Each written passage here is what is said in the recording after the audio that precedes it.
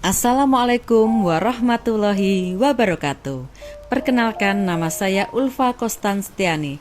Saya adalah CGP Angkatan 11 kelas 153A dari Kota Blitar. Saya akan menjelaskan tentang koneksi antar materi, kesimpulan, dan refleksi modul 1.1.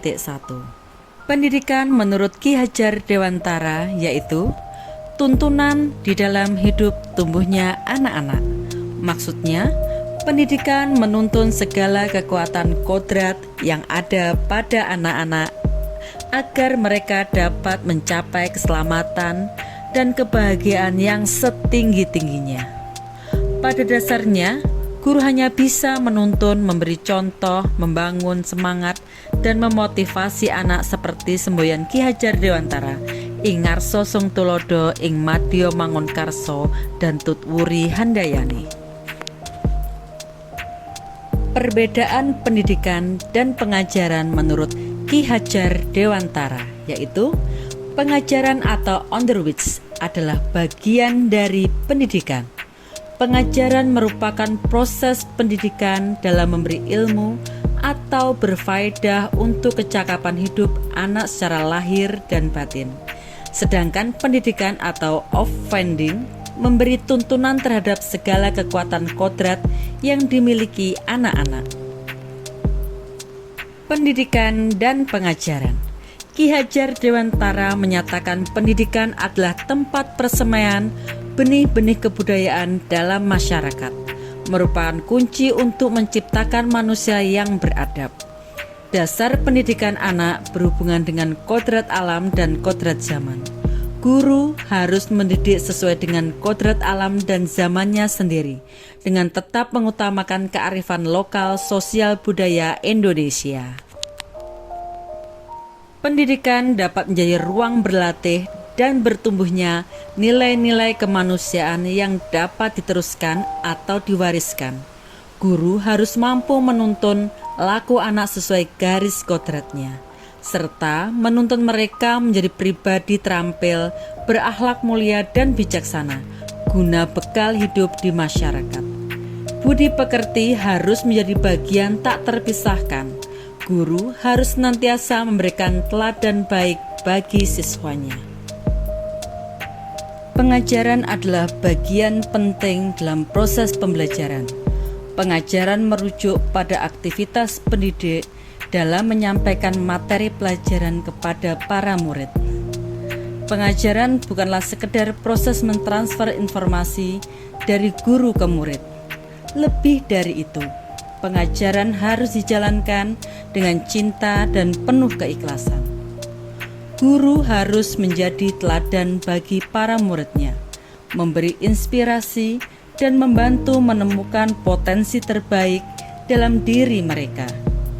Pengajaran menurut Ki Hajar Dewantara juga harus menghargai keunikan dan perbedaan tiap individu. Pertanyaan terhadap pemikiran-pemikiran Ki Hajar Dewantara. Apa yang Anda percaya tentang murid dan pembelajaran di kelas sebelum Anda mempelajari modul 1.1? Apa yang berubah dari pemikiran atau perilaku Anda setelah mempelajari modul ini? Apa yang dapat segera Anda terapkan lebih baik agar kelas Anda mencerminkan pemikiran Ki Hajar Dewantara? Sebelum mempelajari modul 1.1, pembelajaran yang saya lakukan adalah saya menganggap pembelajaran hanya mentransfer ilmu semata, sehingga saya lebih fokus pada ketercapaian materi. Saya berpikir ketuntasan dalam penyampaian materi lebih penting daripada memahami karakteristik anak.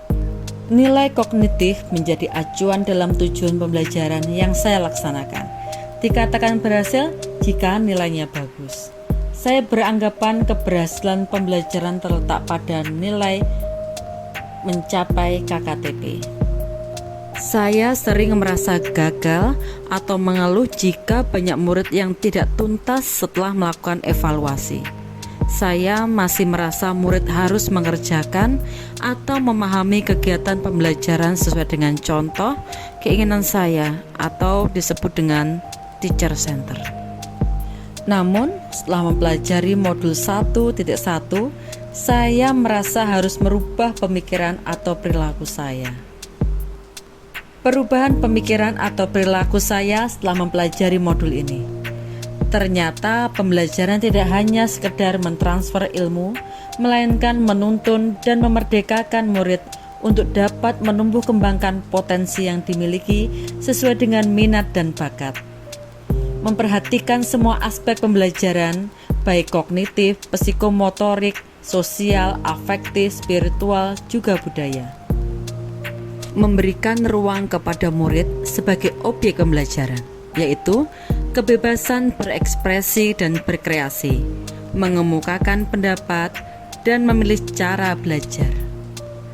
Harus ikhlas, penuh kesabaran dengan segala ketulusan hati, serta harus lebih memahami dan mempelajari karakteristik murid. Saya harus merancang pembelajaran yang interaktif dan menyenangkan dengan melibatkan murid sesuai student center.